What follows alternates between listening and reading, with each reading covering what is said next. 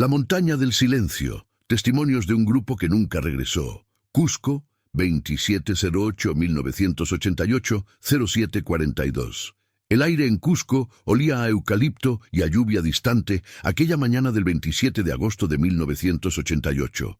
En la plaza de armas, los vendedores ambulantes comenzaban a desplegar sus mantas con artesanías, mientras las campanas de la catedral marcaban las 7:30. Nadie imaginaba que ese día quedaría grabado en la memoria colectiva de la ciudad como el inicio de algo inexplicable.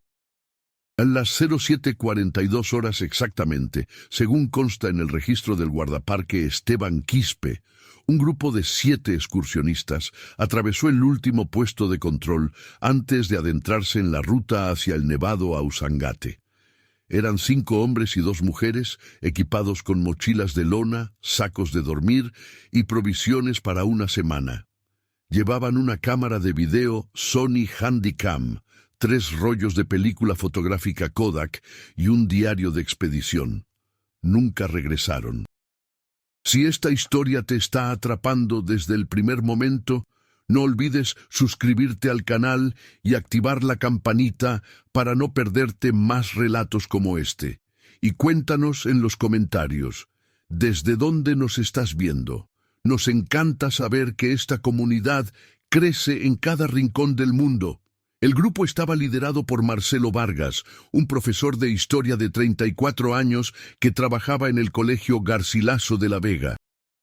Marcelo había organizado la expedición durante meses, reuniendo a amigos y conocidos con espíritu aventurero.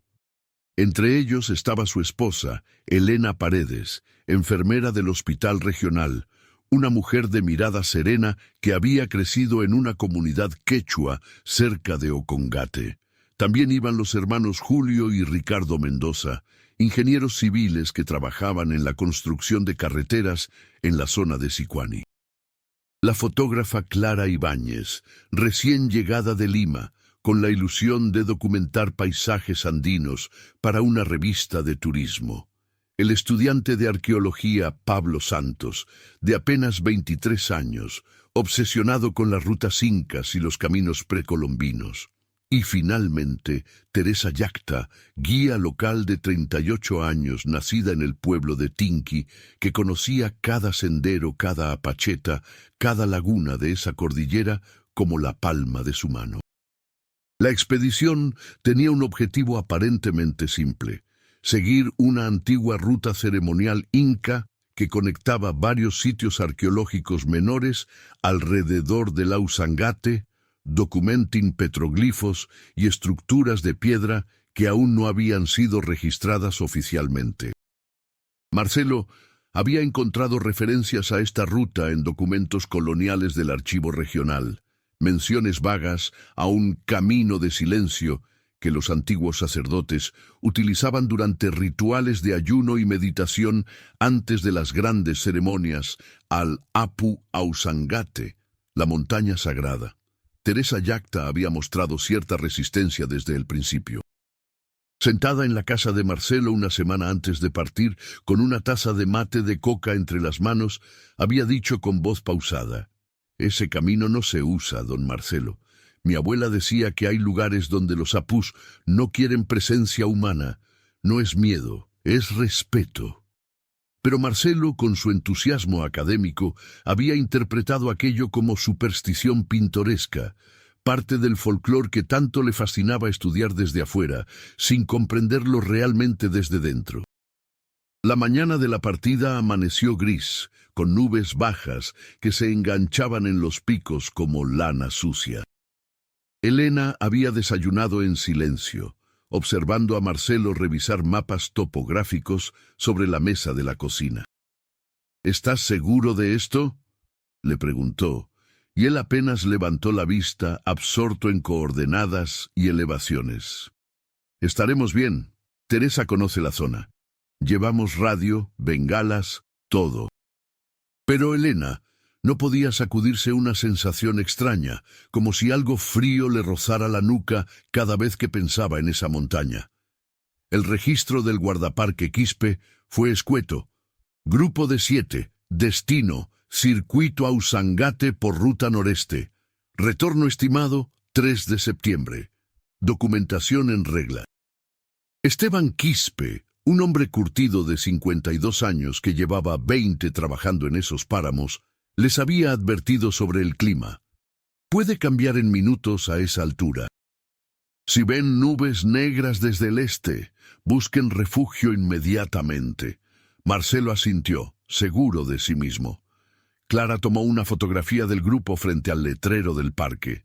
En esa imagen, que después se reproduciría miles de veces en periódicos y programas de televisión, todos sonríen. Teresa es la única que no mira a la cámara. Sus ojos están fijos en la montaña. Los primeros 2 días transcurrieron sin incidentes. Según el diario de expedición que llevaría Marcelo, alcanzaron el primer campamento a 200 metros de altura cerca de la laguna Pucacocha. Pablo documentó varios muros de piedra que parecían delimitar antiguos corrales ceremoniales. Clara fotografió el reflejo del nevado en las aguas color turquesa de la laguna. Por las noches, sentados alrededor de una fogata pequeña, el combustible escaseaba a esa altura, Julio tocaba armónica mientras Ricardo leía en voz alta fragmentos de 100 años de soledad. Elena preparaba té de muña que Teresa había traído y el aroma especiado se mezclaba con el humo de la leña. Pero en la mañana del tercer día, algo cambió. Teresa despertó antes del amanecer con un nudo en el estómago. El silencio era absoluto. Ningún pájaro, ningún viento, ningún crujido de hielo en la distancia. Solo silencio, denso y pesado como una manta húmeda. Se levantó y salió de la carpa. La niebla había descendido durante la noche, envolviendo el campamento en una blancura impenetrable. Podía ver apenas 3 metros en cualquier dirección. Y entonces lo notó. No había huellas. Las huellas que todos habían dejado alrededor del campamento la noche anterior, el perímetro pisoteado donde habían caminado, las marcas junto a la fogata apagada, todo había desaparecido, como si la tierra misma las hubiera borrado. Marcelo susurró, aunque no sabía por qué susurraba. El silencio exigía silencio. Marcelo, despierta. Cuando el grupo completo estuvo fuera, observando la inexplicable ausencia de rastros, un desconcierto colectivo se apoderó de ellos. Puede haber nevado ligeramente, sugirió Ricardo, aunque el suelo estaba seco. Oh, el viento, añadió Julio, aunque ninguno recordaba haber escuchado viento durante la noche. Teresa no dijo nada. Simplemente comenzó a desmontar su carpa con movimientos mecánicos, decidida. Continuaron la marcha siguiendo las coordenadas del mapa de Marcelo. El camino se volvía más empinado, serpenteando entre formaciones rocosas que parecían esculturas erosionadas por milenios. A mediodía, la niebla se disipó de golpe, como cortada por un cuchillo invisible, revelando un paisaje que ninguno había visto antes. Un valle estrecho se abría ante ellos, flanqueado por paredes de roca oscura que brillaban con un tono verdoso bajo el sol pálido. En el centro del valle, perfectamente alineadas, había 7 estructuras de piedra. No eran chulpas tradicionales, ni tampoco colcas incas. Eran torres cilíndricas de aproximadamente 3 metros de altura, sin entrada visible, construidas con bloques de piedra tan perfectamente ensamblados que no entraba una hoja de papel entre ellos. «Esto no está en ningún registro», murmuró Pablo, con los ojos brillantes de excitación académica. Clara comenzó a fotografiar frenéticamente. Marcelo consultó sus documentos, buscando alguna referencia, pero no encontró nada. Las torres estaban dispuestas en círculo perfecto, separadas por exactamente 12 metros una de otra. En el centro del círculo El suelo estaba cubierto de pequeñas piedras blancas, como si alguien hubiera esparcido sal o ceniza hace mucho tiempo. Elena se acercó a una de las torres y apoyó la palma de la mano contra la piedra. Estaba fría, mucho más fría de lo que debería estar bajo el sol del mediodía. Marcelo, esto no me gusta. Deberíamos registrarlo y seguir adelante. Pero Marcelo ya estaba midiendo, dibujando bocetos en su libreta, hablando con Pablo sobre posibles funciones ceremoniales. Teresa, en cambio, se había quedado en el borde del valle, negándose a entrar. «No debemos acampar aquí», dijo con voz firme. «Este lugar está cerrado». «Cerrado para nosotros. Los antiguos lo cerraron. Pusieron protección. No sé cómo se dice». Los hermanos Mendoza intercambiaron miradas de escepticismo educado. Para ellos, formados en la racionalidad de las ciencias exactas, aquello sonaba a superstición. Clara, sin embargo, había bajado la cámara y observaba a Teresa con atención creciente. Decidieron acampar fuera del valle circular, a unos 200 metros de distancia, junto a un pequeño arroyo que bajaba cristalino desde algún deshielo invisible.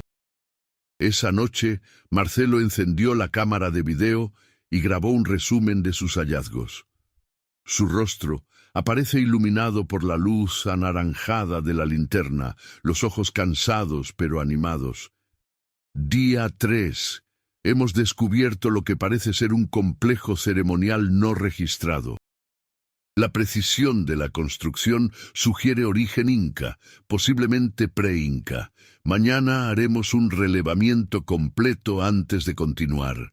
Detrás de él, apenas visible en el borde del encuadre, Teresa está sentada sola, de espaldas al grupo, mirando hacia la oscuridad de la montaña.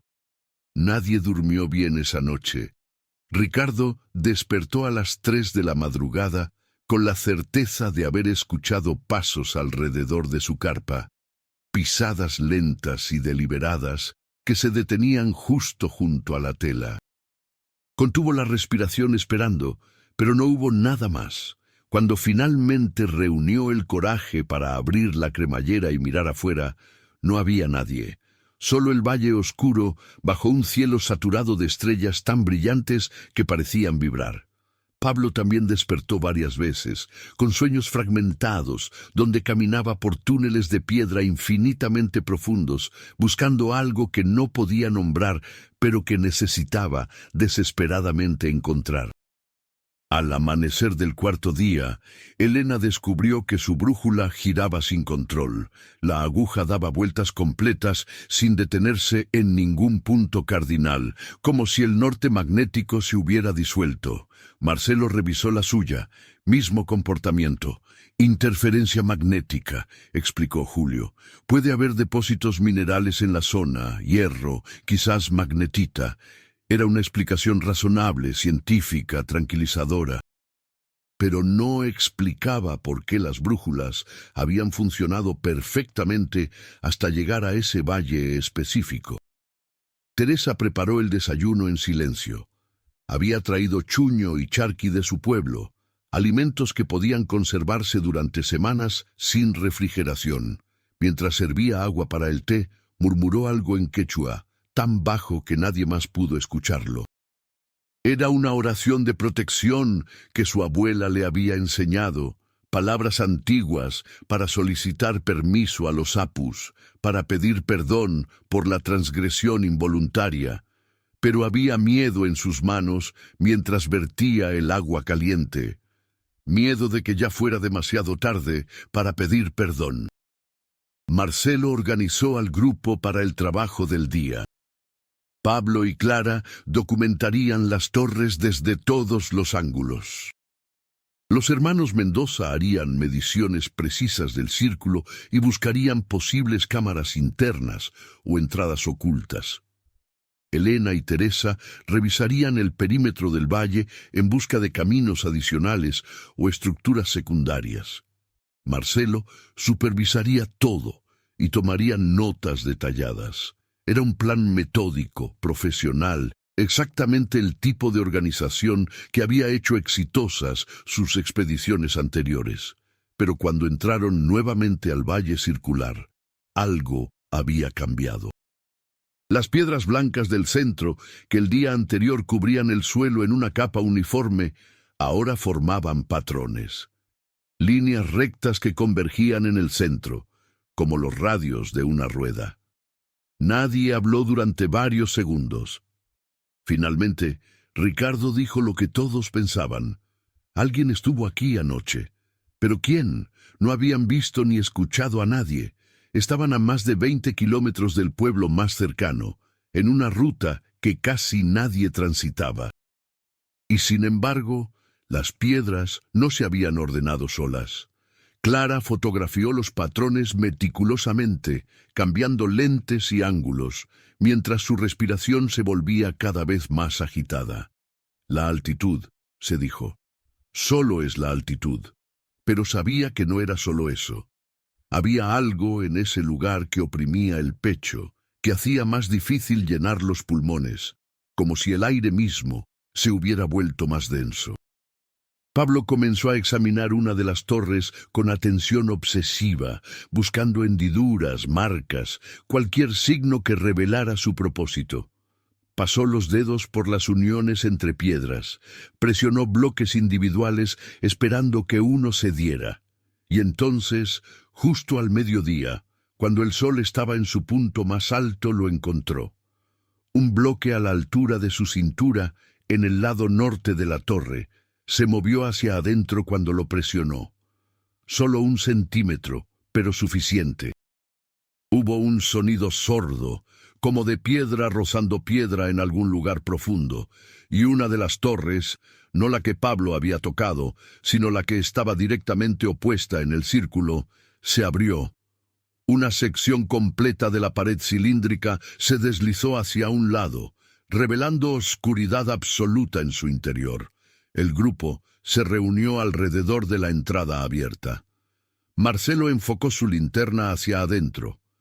El haz de luz penetró apenas 1 metro antes de ser absorbido por la oscuridad. No había eco. Cuando Julio gritó «¡Hola!» hacia la abertura, su voz sonó plana, muerta, sin reverberación alguna. Era como si el interior de la torre no fuera un espacio físico normal, sino una ausencia, un vacío que consumía el sonido. Elena retrocedió instintivamente. «No entremos ahí». Su voz temblaba. «Por favor, Marcelo, solo documentémoslo y vámonos. No podemos simplemente irnos». Se puso de rodillas y metió la cabeza y los hombros dentro de la torre. Su voz llegó amortiguada desde el interior. «Hay una escalera. Baja». Clara ya tenía la cámara lista. Pablo preparaba una cuerda. Los hermanos Mendoza discutían sobre seguridad estructural. Teresa se había alejado del grupo nuevamente, caminando hacia el borde del valle con pasos rápidos. Elena la siguió. «Teresa, por favor, dime qué está pasando. ¿Qué es este lugar?» La guía se detuvo sin volverse. Cuando finalmente habló, su voz era diferente, más vieja, como si las palabras vinieran de muy lejos.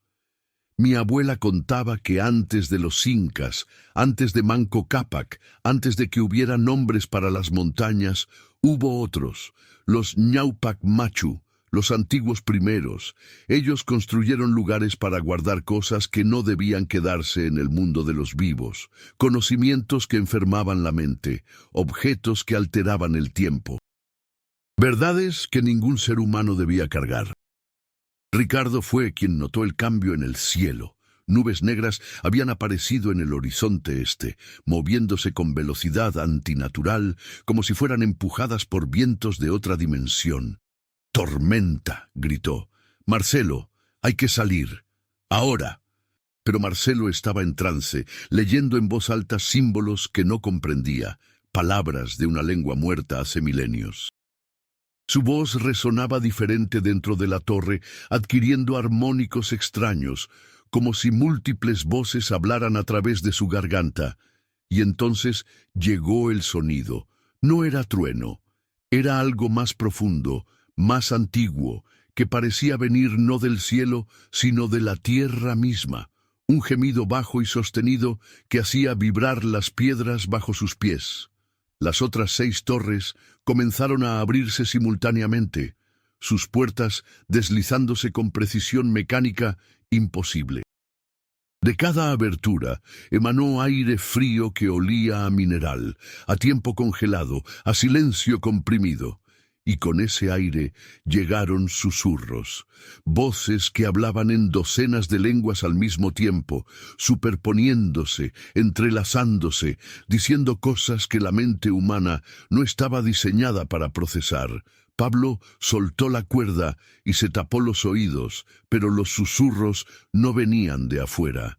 Venían de adentro, de algún lugar profundo en su cerebro donde los pensamientos aún no tienen forma de palabras.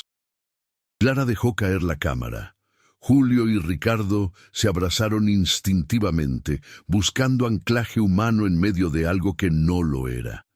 Elena comenzó a sangrar por la nariz. Un hilo carmesí que manchó su labio superior mientras miraba fijamente a una de las torres abiertas, viendo algo que los demás aún no podían ver. Teresa actuó con rapidez, nacida del instinto de supervivencia transmitido por generaciones. Corrió hacia la torre donde estaba Marcelo y gritó hacia la oscuridad: «¡Señor profesor! ¡Suba ahora! ¡No escuche lo que dice!». Pero Marcelo no respondía. Desde el interior llegaba solo su voz alterada, recitando, entonando, convocando. Teresa tomó una decisión. Comenzó a cantar, una canción de su infancia, una melodía simple que su madre cantaba para asustar a los condenados, los espíritus de aquellos que habían muerto en pecado. Su voz, clara y firme, cortó a través del caos de susurros. El efecto fue inmediato. Los susurros retrocedieron, como una marea que se aleja de la playa. Marcelo tosió desde dentro de la torre, confundido, desorientado. ¿Qué pasó? ¿Dónde estoy? Teresa no dejó de cantar mientras extendía la mano hacia la abertura. «Tome mi mano, don Marcelo. Rápido». Él obedeció, aturdido, permitiendo que lo sacara. Cuando emergió a la luz del día, su rostro estaba pálido como la cal y sus ojos estaban inyectados en sangre. Temblaba violentamente. «Tenemos que irnos», ordenó Teresa con autoridad que no admitía discusión. «Ahora. Dejen todo excepto agua y comida». Clara protestó débilmente. La cámara, las fotos, el equipo. Pero Teresa ya estaba empacando, moviéndose con eficiencia de supervivencia. «La montaña se ha despertado. Si no salimos antes del anochecer, no saldremos nunca». No era una exageración, era un hecho, pronunciado con la certeza de quien conoce las leyes no escritas de ese lugar. Comenzaron el descenso del valle en completo desorden, muy lejos de la organización metódica que habían mantenido hasta entonces. Elena ayudaba a Marcelo, que caminaba como sonámbulo, murmurando fragmentos inconexos de lo que fuera que hubiera leído en esa cámara subterránea. Pablo llevaba solo su mochila, habiendo abandonado todo su equipo de documentación. Los hermanos Mendoza cargaban las provisiones esenciales entre los dos. Clara se detuvo una vez, mirando hacia atrás, y vio que las 7 torres se habían cerrado nuevamente. O eso creyó, porque en ese momento de duda, le pareció que algo se movía entre ellas. Sombras que no correspondían a ningún objeto físico, figuras que caminaban erguidas, pero no parecían humanas en su geometría fundamental. La tormenta los alcanzó cuando apenas habían recorrido 3 kilómetros. No era una tormenta andina normal. El granizo que caía era negro, del color del carbón, y cuando golpeaba la piel dejaba marcas como quemaduras frías. El viento aullaba con voces casi articuladas, formando sílabas rotas que sonaban a súplicas o advertencias. Se refugiaron bajo una formación rocosa que ofrecía protección parcial, apretujados unos contra otros. esperando que pasara. Pero no pasó. Durante 3 horas permanecieron allí mientras el granizo negro se acumulaba alrededor como ceniza sólida. Marcelo había dejado de murmurar y ahora simplemente miraba al vacío, sus pupilas dilatadas de forma antinatural. Cuando Elena intentó tomarle el pulso, él se sobresaltó y la apartó con violencia inusitada. «No me toques, no te acerques. Puedo oírte pensar y tus pensamientos son ruido insoportable». Elena retrocedió, herida y asustada. Su esposo la miraba como si fuera una extraña, como si los 8 años de matrimonio se hubieran borrado de su memoria. Teresa distribuyó hojas de coca entre el grupo. «Mastiquen. Les ayudará con la altura y con el miedo». Julio obedeció mecánicamente, el sabor amargo llenando su boca mientras miraba a su hermano Ricardo. Había algo diferente en los ojos de Ricardo, un brillo febril que no estaba allí por la mañana. «¿Estás bien?», preguntó Julio. Ricardo sonrió, pero era una sonrisa incorrecta, demasiado amplia, mostrando más dientes de lo normal. «Perfectamente bien, hermano. Nunca he visto con tanta claridad. ¿Sabías que tu cara es solo una máscara de carne sobre un cráneo que ya está muerto? Todos somos cadáveres que aún no lo saben». Y Teresa, la única que parecía mantener algo de cordura, rezaba en quechua, palabras que sus ancestros habían usado durante siglos para pedir protección contra las fuerzas que moraban en los lugares altos, en las grietas entre montañas, donde el mundo se vuelve delgado y otras cosas pueden filtrarse. Cuando finalmente la tormenta amainó, ya había oscurecido. El cielo estaba despejado, lleno de estrellas que parecían más cercanas de lo normal, tan brillantes que dolían al mirarlas. Teresa evaluó al grupo con mirada clínica. 3 de ellos, Marcelo, Ricardo y Pablo, mostraban signos claros de contaminación mental. Habían escuchado o visto algo en ese valle que había alterado algo fundamental en su percepción de la realidad. Elena, Clara y Julio parecían estables, pero traumatizados. Ella misma sentía el tirón de la locura en los bordes de su conciencia, susurros que prometían revelaciones si tan solo dejara de resistirse. «Tenemos que seguir moviéndonos», dijo. «Los que están enfermos necesitan bajar de altura lo más rápido posible. El aire delgado empeora los efectos». Era una explicación médica improvisada, pero contenía verdad intuitiva. Fuera lo que fuera que había infectado a 3 miembros del grupo, prosperaba en la altitud, en el frío, en el silencio absoluto de esas montañas. Necesitaban ruido, calor humano, el bullicio protector de la civilización. Descendieron durante horas en la oscuridad, usando linternas que arrojaban haces de luz débil y temblorosa. Marcelo caminaba ahora solo, rechazando ayuda, murmurando constantemente en una lengua que no era español ni quechua, ni ningún idioma conocido. Los sonidos que salían de su garganta eran ásperos, guturales, como si su aparato fonador estuviera adaptándose para producir fonemas que ningún ser humano debería pronunciar. Elena lloraba en silencio mientras caminaba detrás de él, viendo cómo el hombre que amaba se transformaba en algo otro. Ricardo se detuvo de pronto y señaló hacia una formación rocosa. «Allí. Veo una entrada. Podemos descansar adentro». Julio miró hacia donde señalaba su hermano. No había ninguna entrada visible, solo roca sólida. «No hay nada ahí, Richie».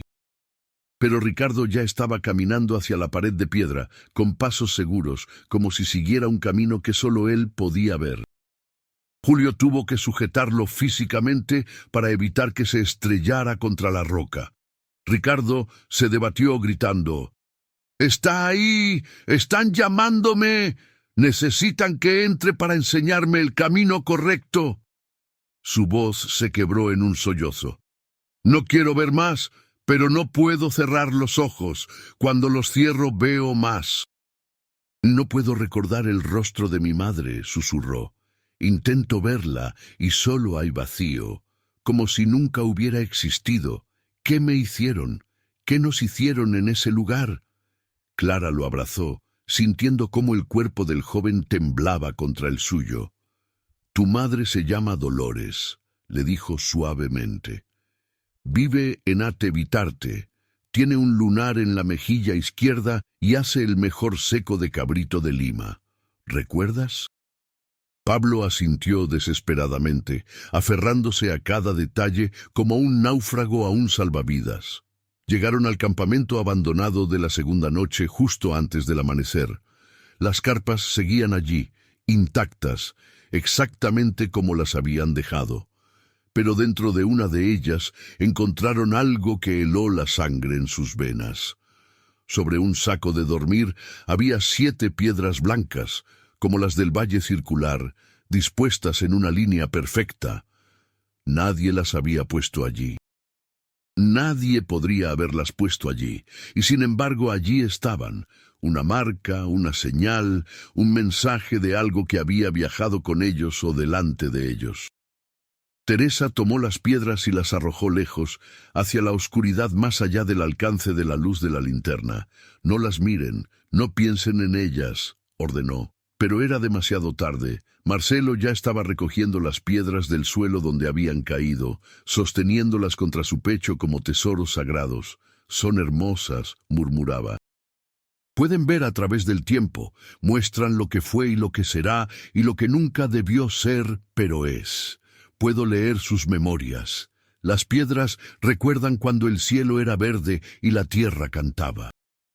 Finalmente lograron inmovilizarlo lo suficiente para que Elena pudiera inyectarle un sedante de su botiquín de enfermera. El efecto fue gradual pero efectivo. Los gritos se convirtieron en murmullos, los murmullos en respiración pesada, hasta que finalmente quedó inconsciente. «No podemos quedarnos aquí», dijo Teresa. «Este lugar está marcado ahora. Lo que abrimos en el valle nos sigue». Clara, quien había permanecido relativamente calmada hasta ese momento, preguntó la pregunta que todos pensaban. «¿Qué abrimos exactamente? ¿Qué era ese lugar?» Teresa buscó las palabras durante largo rato antes de responder. Los antiguos sabían que hay cosas que la mente humana no puede contener sin romperse, verdades sobre la naturaleza del tiempo, del espacio, de la conciencia. Construyeron esos lugares para encerrar ese conocimiento, no para ocultarlo por malicia, sino por compasión. Para protegernos de saber cosas que convertirían la vida en un infierno de percepción correcta. No hacía falta completarla. Decidieron moverse inmediatamente, turnándose para cargar a Marcelo inconsciente en una camilla improvisada con palos y sacos de dormir. El descenso se volvió una pesadilla de agotamiento y terror creciente. Ricardo comenzó a hablar con personas que no estaban allí, conversaciones completas con interlocutores invisibles que aparentemente le daban instrucciones. Pablo dejó de hablar por completo, caminando como autómata con los ojos vidriosos. Clara documentaba obsesivamente en su libreta cada detalle extraño, como si escribirlo pudiera darle sentido o control. Al mediodía del quinto día, aunque el tiempo había comenzado a perder significado, estirándose y contrayéndose de formas que desafiaban los relojes, llegaron a una zona que Teresa reconoció. Estaban a menos de 10 kilómetros del pueblo de Tinqui. Podían ver humo de cocinas en la distancia, señal de vida humana, de normalidad. Pero algo estaba mal. El camino que deberían haber tomado no estaba donde debía estar. En su lugar había un desfiladero que Teresa juraba que no existía la semana anterior cuando había subido por esa misma ruta. «Nos están desviando», dijo en voz baja. «No quieren que salgamos».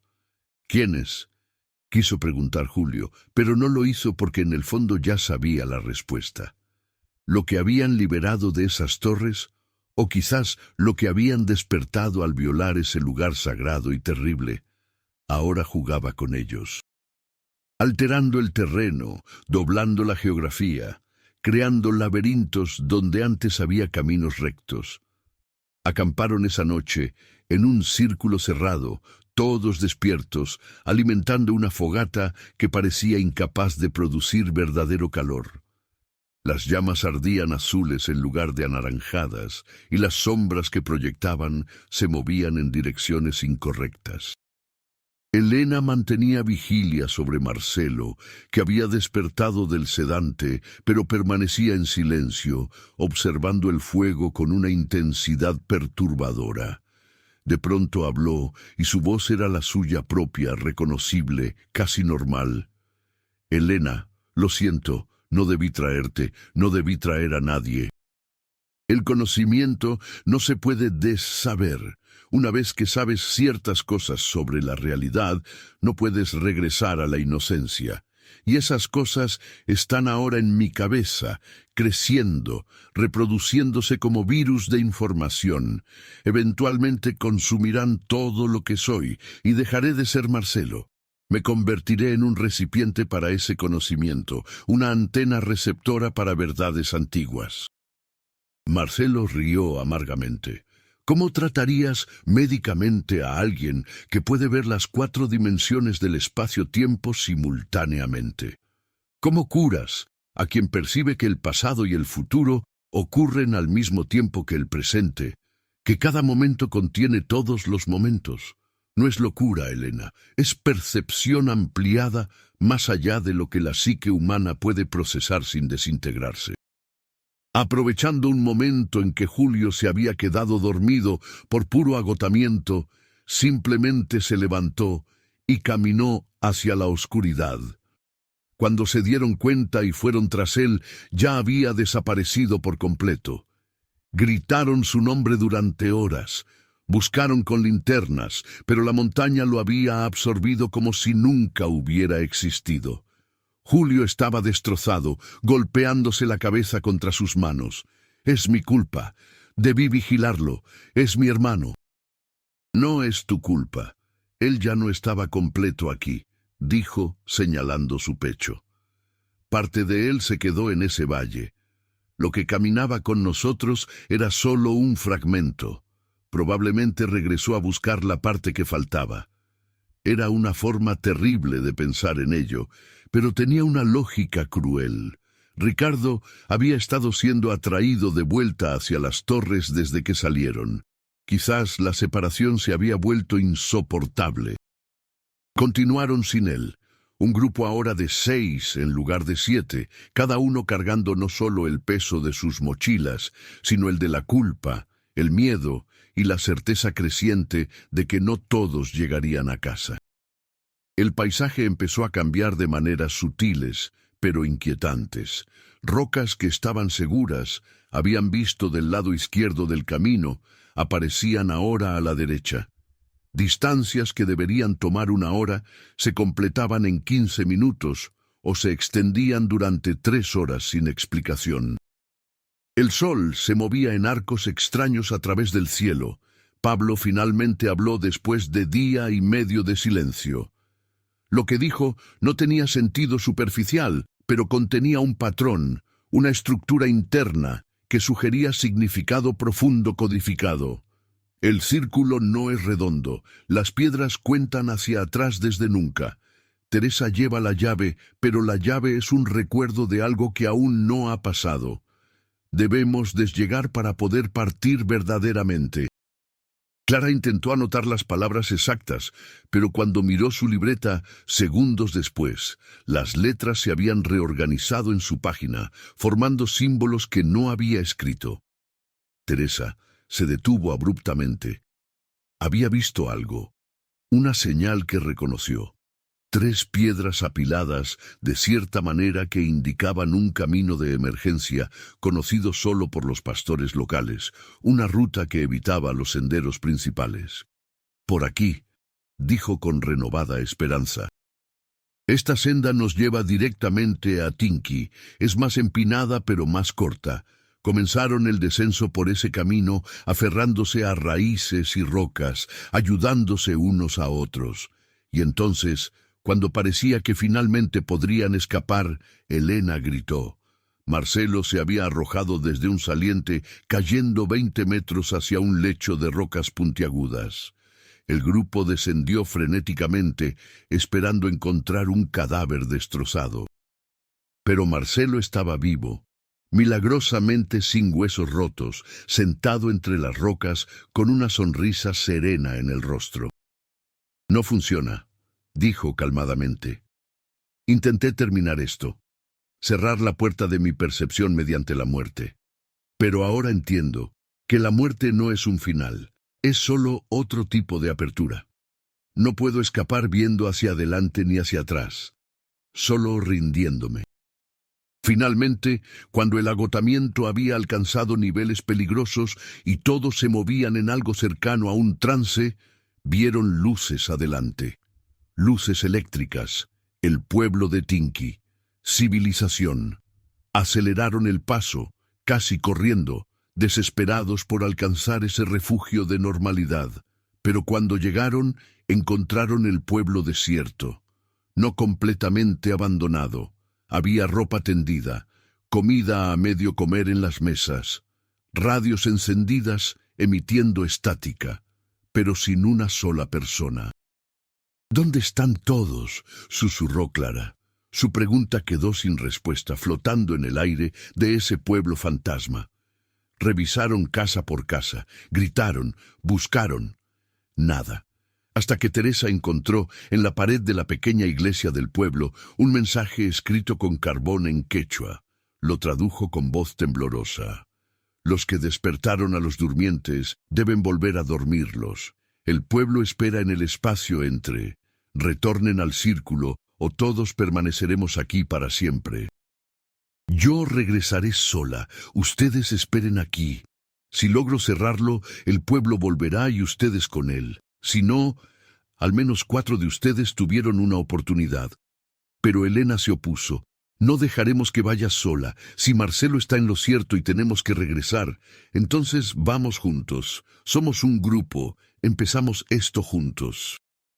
Los habitantes de Tinky estaban atrapados en alguna dimensión adyacente, y ellos, los que quedaban del grupo original, caminaban conscientemente hacia el corazón de la pesadilla de la cual habían intentado desesperadamente escapar. El ascenso fue más rápido que el descenso, como si la montaña misma los atrajera de vuelta, acelerando su retorno. Los senderos que habían sido laberintos ahora eran rectos.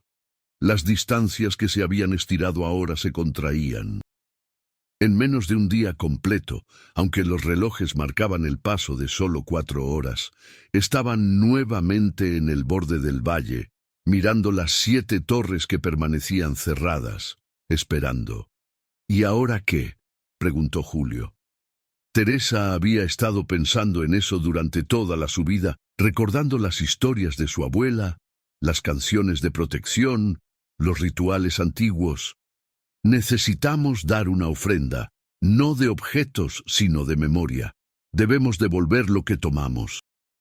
«¿Cómo devuelves conocimiento?», preguntó Clara. «No puedes desaprender algo».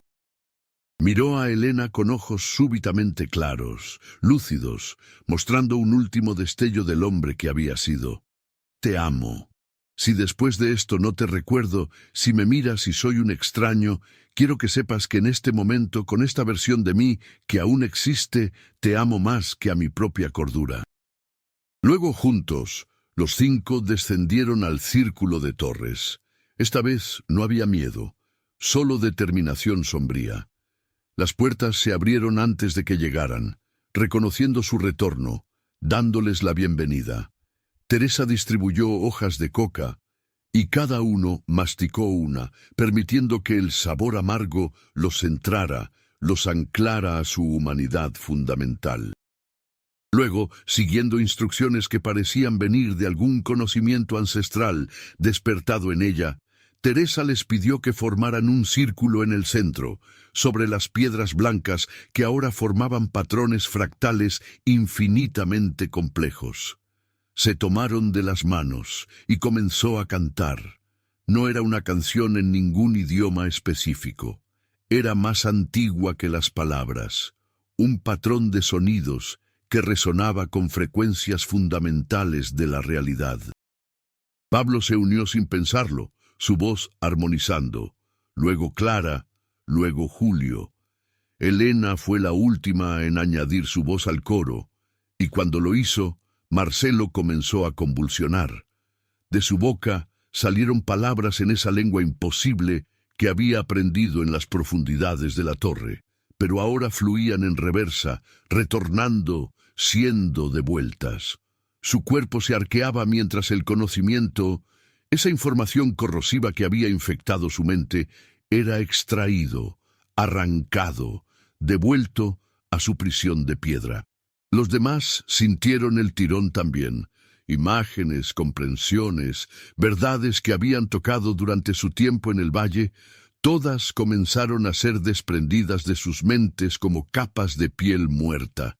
Pablo gritó cuando los recuerdos de su infancia comenzaron a disolverse junto con el conocimiento prohibido. Vio el rostro de su madre fragmentarse en pedazos, su nombre convertirse en sonido sin significado. Clara sintió cómo años de su vida se evaporaban, dejando vacíos donde antes había experiencias, amistades, amores. Julio apretó las manos de quienes estaban a su lado con fuerza desesperada, aferrándose a la sensación física como ancla mientras su identidad se deshilachaba en los bordes. El proceso duró horas o segundos. El tiempo había perdido toda coherencia. Cuando finalmente terminó, los 5 estaban tendidos en el suelo del círculo, jadeando, con los cuerpos empapados en sudor, a pesar del frío de la altura. Las torres permanecían abiertas, pero algo había cambiado en la calidad de la oscuridad en su interior. Ya no era hambrienta, ya no tiraba de ellos, había sido alimentada, saciada con lo que le pertenecía. Teresa fue la primera en levantarse temblando, usando una de las torres como apoyo. Miró a los demás y vio en sus ojos la misma confusión que sentía en su propio pecho. Sabía su nombre, sabía que estaba en una montaña, pero había agujeros en su memoria, ausencias que dolían como miembros fantasmas. ¿Cómo llegamos aquí?, preguntó Clara, su voz débil y ronca. Marcelo se sentó lentamente, tocándose la cara como si no estuviera seguro de que fuera la suya. Miró a Elena, quien lo observaba con mezcla de esperanza y terror. «Te conozco», dijo finalmente.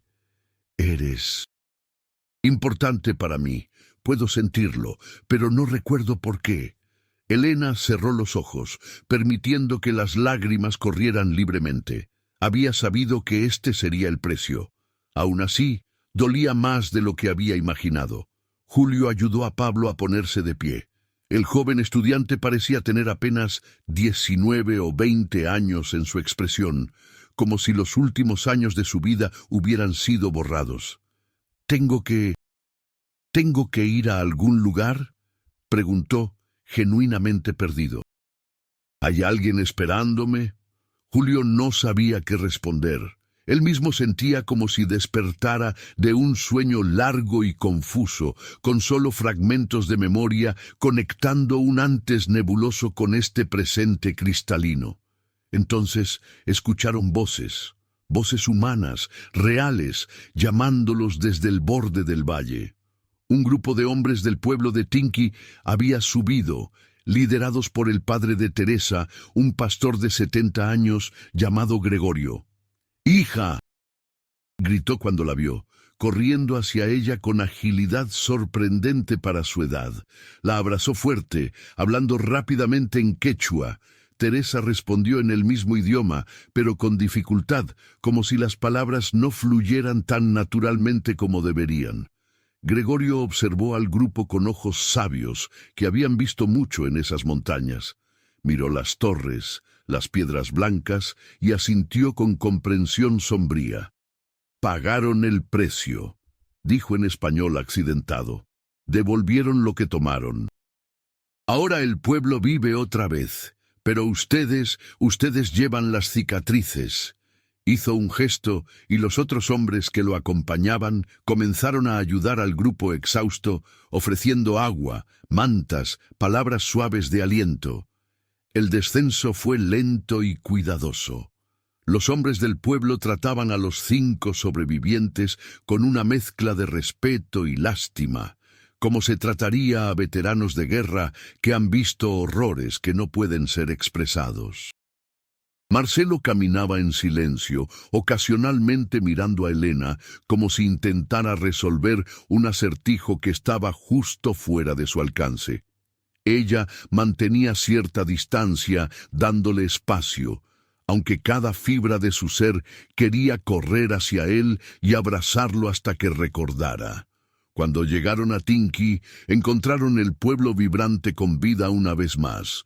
Niños jugaban en las calles de tierra, mujeres cocinaban en fogones de leña, hombres reparaban techos de paja. Era como si el tiempo que habían pasado en ese estado suspendido nunca hubiera ocurrido. Pero había una diferencia. Todos los que habían estado atrapados recordaban la experiencia de alguna forma. No como memoria concreta, sino como sensación, como sueño medio olvidado. Y todos sabían, sin que nadie se lo dijera, que el grupo de forasteros había pagado un precio terrible para liberarlos. La madre de Teresa preparó un baño caliente con hierbas medicinales para cada uno de los sobrevivientes. El agua estaba infusionada con muña, eucalipto, retama y otras plantas que, según las antiguas creencias, limpiaban no solo el cuerpo, sino también el espíritu. Clara lloró mientras se bañaba, sintiendo cómo capas de mugre y terror se desprendían de su piel, pero también llorando por las partes de sí misma que ya no estaban, los recuerdos que habían sido el precio de la libertad. Esa noche, reunidos alrededor de una fogata en el patio de la casa de Gregorio, el anciano pastor les contó lo que sabía. Mi padre me contó, y el padre de mi padre le contó a él. Hace muchas generaciones, antes de los españoles, antes del Inca, hubo otros pueblos en estas tierras. Sabían cosas que nosotros hemos olvidado. Sabían que el mundo tiene capas, como una cebolla, y entre esas capas hay espacios donde las reglas normales no aplican. Construyeron lugares para guardar conocimientos que podían enfermar el mundo si se liberaban. Ellos construyeron recipientes seguros. Guardará ese secreto durante otras generaciones. Y estaba casado con Elena. No es algo que se ha perdido, solo algo que necesito redescubrir. Pablo asintió lentamente, como si intentara encajar esas piezas en el rompecabezas vacío de su identidad. Los días siguientes fueron de recuperación gradual. El grupo permaneció en Tinki bajo el cuidado de Gregorio y su familia. Comían guisos espesos de papa y quinoa. Bebían té de coca constantemente para combatir los efectos de la altitud y el trauma. Lentamente, algunos recuerdos comenzaron a filtrarse de vuelta, no los relacionados con el Valle Maldito, sino memorias más antiguas, de infancia, de familia, fragmentos de identidad que habían sobrevivido al precio pagado.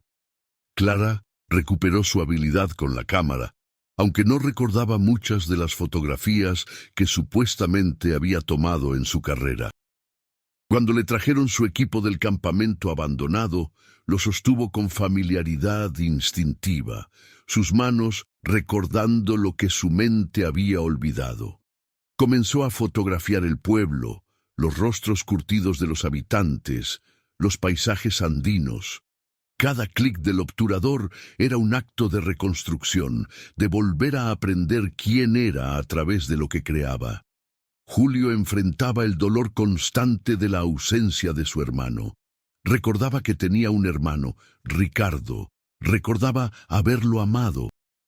Pero los detalles específicos, las experiencias compartidas, los chistes privados, las peleas y reconciliaciones, todo eso estaba perdido. y Ricardo mismo seguía desaparecido. Gregorio organizó varias expediciones de búsqueda, pero no encontraron rastro. Era como si la montaña se lo hubiera tragado completamente, incorporándolo a su geología antigua. Una tarde, 2 semanas después de su retorno al pueblo, llegó un vehículo desde Cusco. Era un Land Cruiser blanco con las insignias de la Policía Nacional. De él descendieron 3 hombres, un capitán de policía llamado Guamán, un funcionario de la Dirección Regional de Cultura llamado Bermúdez y un médico forense del Hospital Regional. Traían preguntas, muchas preguntas. El capitán Guamán era un hombre corpulento de unos 45 años, con bigote grueso y modales bruscos que intentaban disfrazar bajo un barniz de profesionalismo. Se sentó frente al grupo en la casa de Gregorio y sacó una libreta. Necesito entender qué pasó exactamente. 7 personas subieron a la montaña. Solo 5 bajaron. Hay 2 desaparecidos, Ricardo Mendoza, y consultó sus notas. ¿Hubo alguien más? Julio tuvo que pensar. Había 7 originalmente, 5 ahora, 2 perdidos. Ricardo y... La niebla en su mente donde debería estar ese nombre era frustrante. Teresa respondió. Éramos 7 al inicio. Ricardo Mendoza se perdió durante el descenso. El otro vaciló, buscando en su memoria fragmentada. No puedo recordar su nombre. Esa admisión cayó como piedra en el silencio. El capitán Guamán frunció el ceño. ¿Cómo no pueden recordar el nombre de alguien de su grupo? Elena intentó explicar. Hubo un accidente, una altitud extrema, posible intoxicación por monóxido de carbono de las fogatas en espacios cerrados, hipotermia. Todos sufrimos confusión mental severa. Nuestros recuerdos están fragmentados. Los llevará cuando estén más fuertes. Finalmente Marcelo, usando la voz cuidadosa de alguien que está siendo absolutamente honesto dentro de los límites de lo que puede recordar, respondió. Había estructuras de piedra, torres, pero cuando intentamos regresar a documentarlas, no pudimos encontrar el camino, la niebla, el terreno. Nos desorientamos completamente durante el accidente. Otra verdad técnica.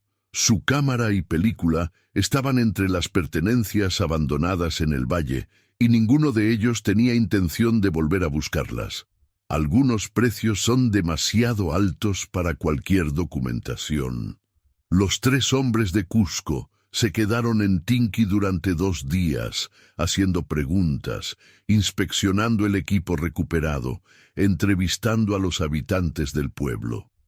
Pero encontraron un muro de silencio colectivo.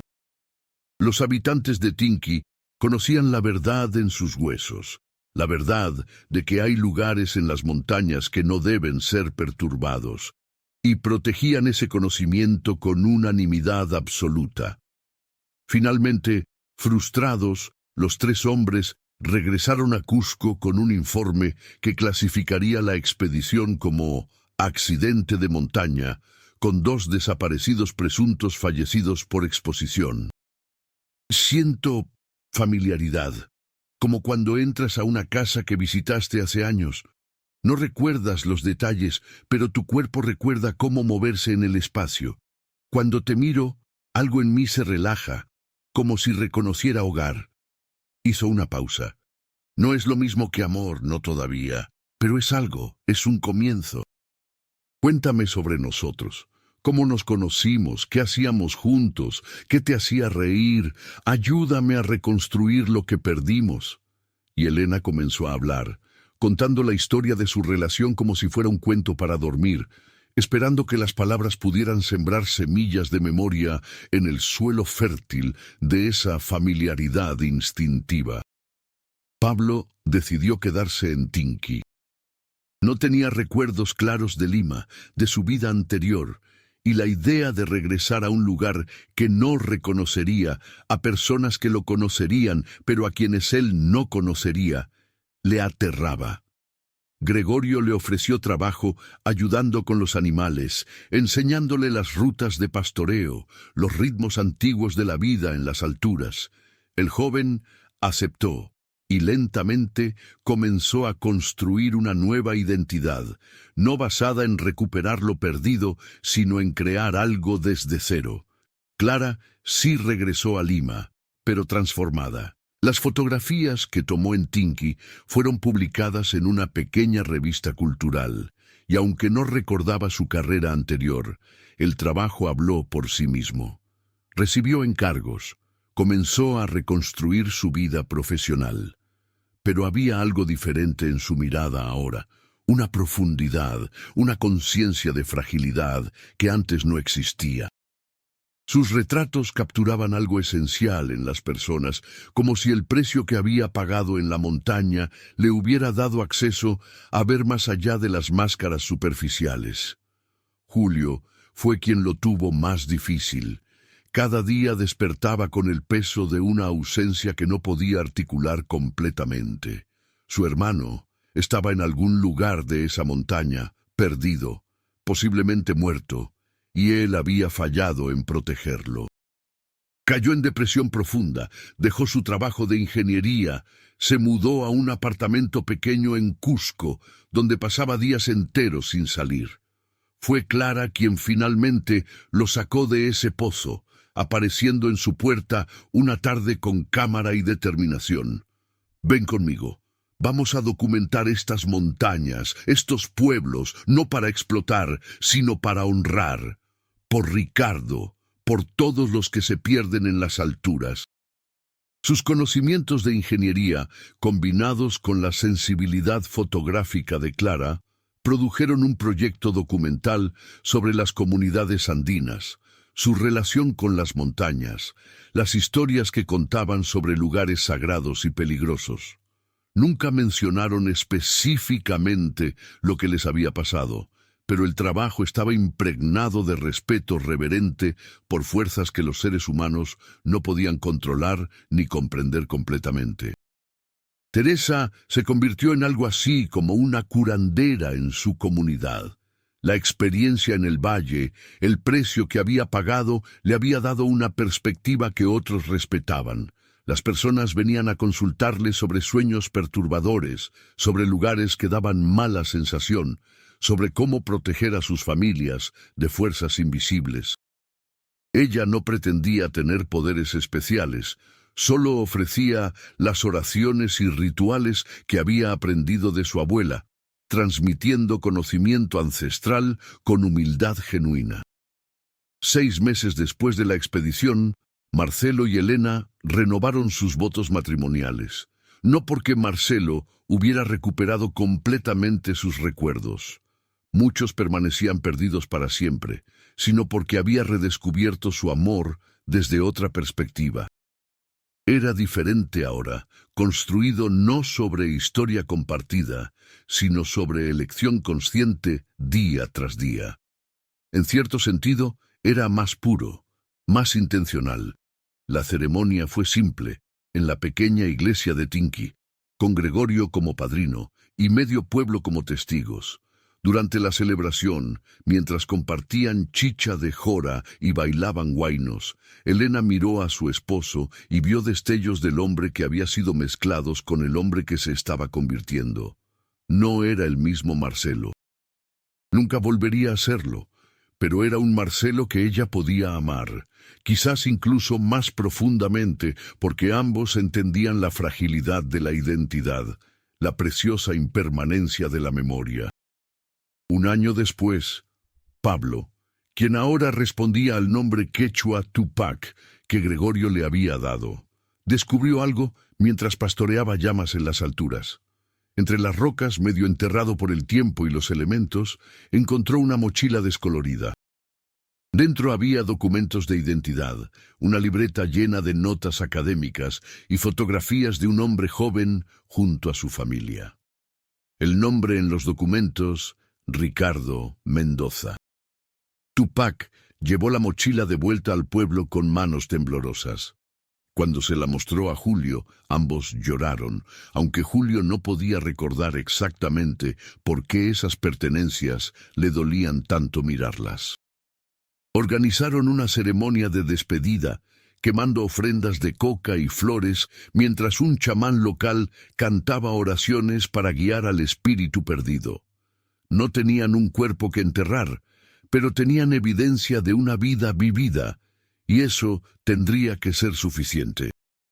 2 años después de la expedición, el gobierno regional intentó organizar una nueva expedición arqueológica a la zona de la Usangate, basándose en las notas fragmentarias que Bermúdez había tomado de las entrevistas con los sobrevivientes. Contrataron guías, reunieron equipo, prepararon documentación exhaustiva. Pero cuando llegó el momento de partir, todos los guías locales se negaron. Uno tras otro presentaron excusas, compromisos familiares, enfermedades súbitas, mal tiempo pronosticado. La verdad, no dicha pero comprendida colectivamente, era que la comunidad entera había decidido proteger ese lugar manteniéndolo inaccesible. Sin guías locales dispuestos, la expedición se canceló. Bermúdez, frustrado, intentó presionar a las autoridades del pueblo, pero encontró resistencia burocrática en cada nivel. Permisos que no llegaban, solicitudes perdidas en laberintos administrativos, retrasos inexplicables. Finalmente, abandonó el proyecto, otro misterio sin resolver en las vastas montañas de los Andes. 5 años después de la expedición original, los 5 sobrevivientes se reunieron nuevamente en Tinqui. Era un reencuentro agridulce, lleno de abrazos y lágrimas, de rostros que habían envejecido más de lo que los 5 años justificaban. Marcelo y Elena habían tenido un hijo, un niño de ojos brillantes llamado Santiago. Clara había publicado un libro de fotografías que había ganado reconocimiento nacional. Julio trabajaba ahora para ONGs, desarrollando infraestructura sostenible en comunidades rurales. Tupac, completamente integrado a la vida andina, hablaba quechua con fluidez y se había casado con una mujer local. Teresa organizó una ceremonia especial para el grupo.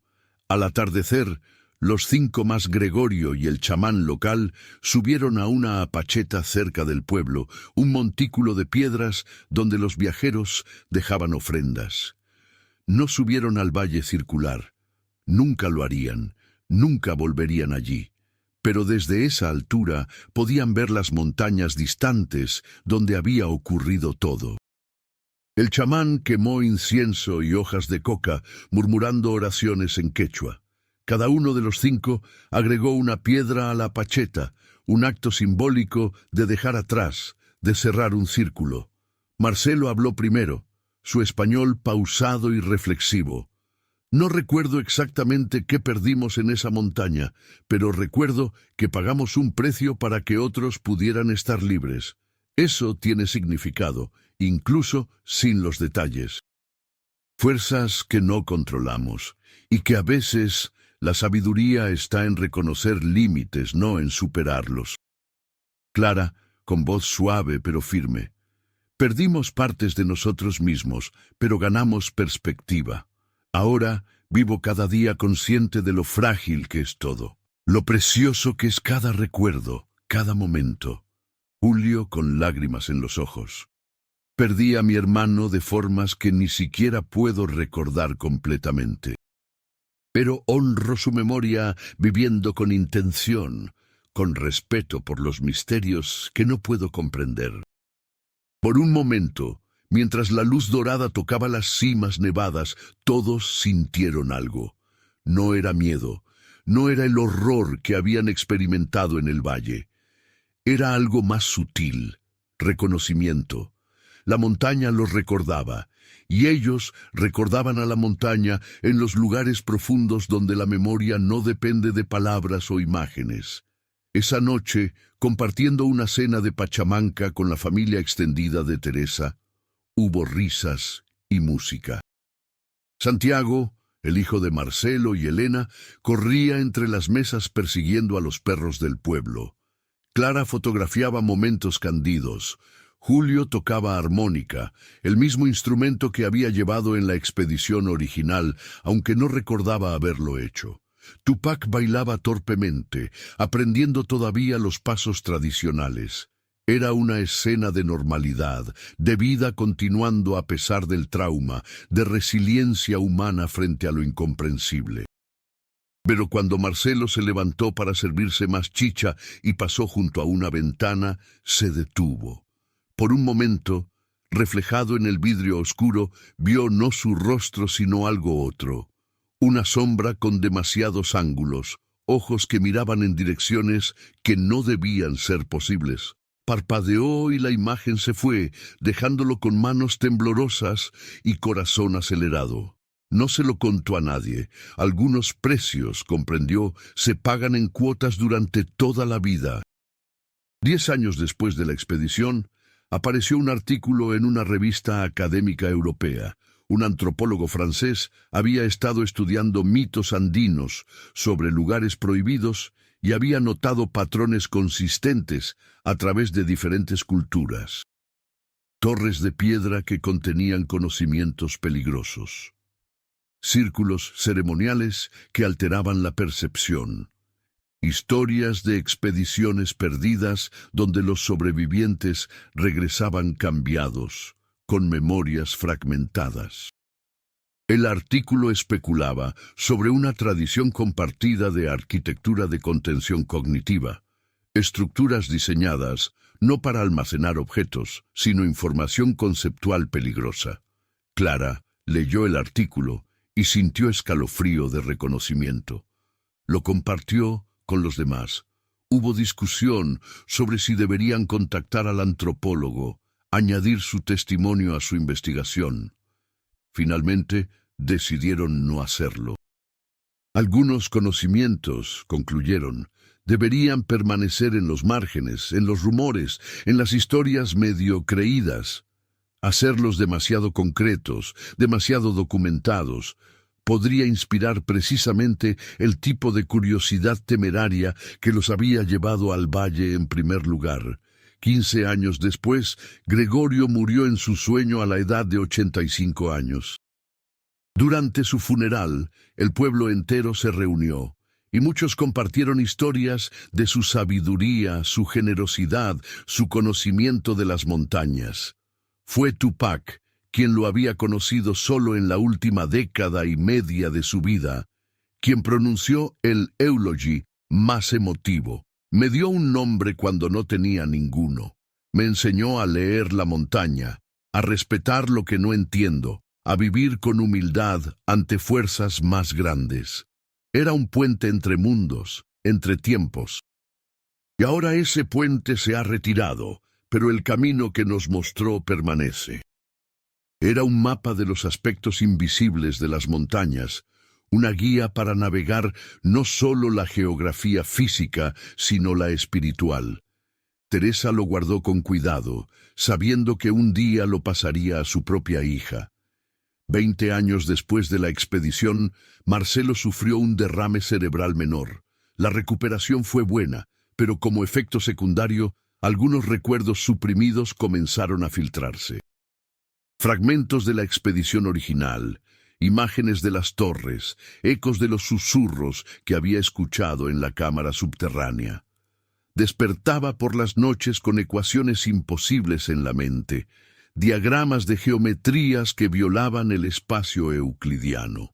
Elena lo sostenía durante esos episodios, cantando suavemente canciones de cuna hasta que se calmaba.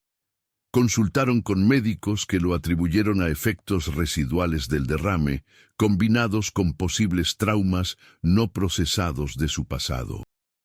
Prescribieron medicamentos que ayudaban con los síntomas, pero no tocaban la causa real. Marcelo aprendió a convivir con ello, a tener cuadernos donde podía dibujar las imágenes perturbadoras, exteriorizándolas para vaciarlas de su mente. Elena quemaba esos cuadernos regularmente, cenizas que esparcían al viento para que los símbolos no perduraran. 25 años después, Santiago, el hijo de Marcelo y Elena, ahora un joven de 20 años estudiando biología en la Universidad Nacional de San Antonio Abad, descubrió registros antiguos de la expedición de sus padres en archivos policiales. Confrontó a Elena con preguntas. ¿Por qué nunca me contaron? ¿Qué pasó realmente allá arriba? Elena, envejecida pero todavía fuerte, miró a su hijo durante largo momento antes de responder. Te contaré lo que puedo recordar, que no es mucho. Y cuando termine, te pediré que respetes que hay cosas que tu padre y yo elegimos no compartir, no por vergüenza, sino por protección. Y le contó una versión editada, una expedición que salió mal, altitud extrema, 2 compañeros perdidos, trauma, que fragmentó memorias, omitió las torres, los susurros, el conocimiento corrosivo. Algunas cosas, decidió, no necesitaban pasar a la siguiente generación. Santiago escuchó con atención creciente y al final abrazó a su madre. Debe haber sido terrible. Lamento que tuvieran que pasar por eso. Elena cerró los ojos, agradecida de que su hijo no presionara más, de que aceptara los límites que ella establecía. Esa noche soñó con el Valle Circular por primera vez en años, pero en el sueño las torres estaban cubiertas de musgo y enredaderas, siendo lentamente reclamadas por la naturaleza, su función de contención transferida de piedra humana a la matriz viviente de la montaña misma.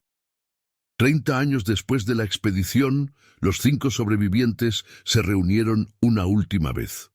Julio había muerto el año anterior de cáncer, enfrentando el final con serenidad nacida de haber confrontado misterios más oscuros que la simple mortalidad. Los 4 restantes, Marcelo, Elena, Clara y Tupac, se sentaron en el mismo lugar de la Apacheta donde habían realizado su ceremonia de cierre 25 años antes.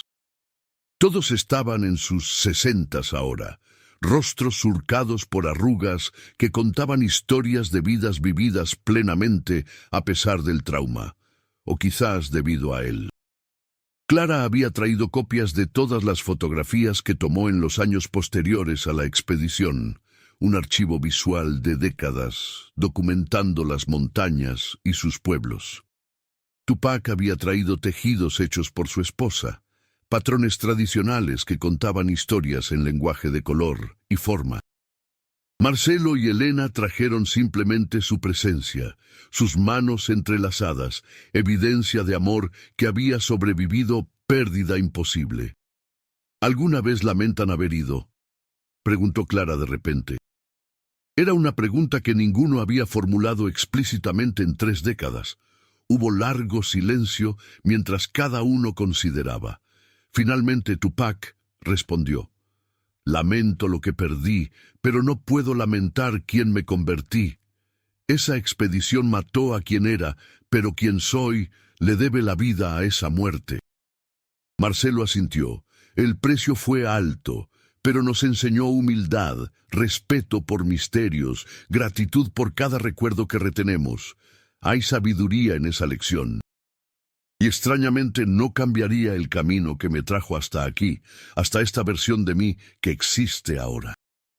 Fueron un recordatorio para ellos mismos y entre sí de que habían cruzado un umbral, pagado un precio y regresado no intactos, pero tampoco rotos. Transformados, sí. Cicatrizados, definitivamente, pero también fortalecidos en formas paradójicas que solo ellos podían comprender. La montaña se alzaba en la distancia, majestuosa e indiferente, guardando sus secretos como había hecho por milenios y como haría por milenios más. En algún lugar en sus alturas, un valle circular esperaba, torres de piedra conteniendo conocimientos que ninguna mente humana debería cargar. Las puertas permanecían cerradas. Los caminos permanecían ocultos, y aquellos que habían pagado el precio para asegurar ese cierre envejecían dignamente, llevando cicatrices invisibles como medallas de un conflicto que el mundo oficial nunca reconocería. Cuando finalmente descendieron de la Apacheta, esa última vez, ninguno miró atrás. No hacía falta. La montaña estaba con ellos, en ellos, parte de la textura de sus recuerdos fragmentados y sus identidades reconstruidas. Siempre lo estaría. Ese era el precio que habían pagado, pero también, de forma extraña y terrible, el regalo que habían recibido. Conocimiento no de verdades prohibidas, sino de límites necesarios, de misterios que deben permanecer misteriosos, de silencios que protegen más elocuentemente que cualquier palabra. Y así, mientras las estrellas comenzaban a emerger en el cielo andino, los 4 sobrevivientes regresaron al pueblo donde luz cálida y voces familiares los esperaban, llevando consigo una historia que nunca sería completamente contada, pero que, de formas silenciosas y profundas, había dado forma a décadas de vidas vividas con reverencia ante lo desconocido.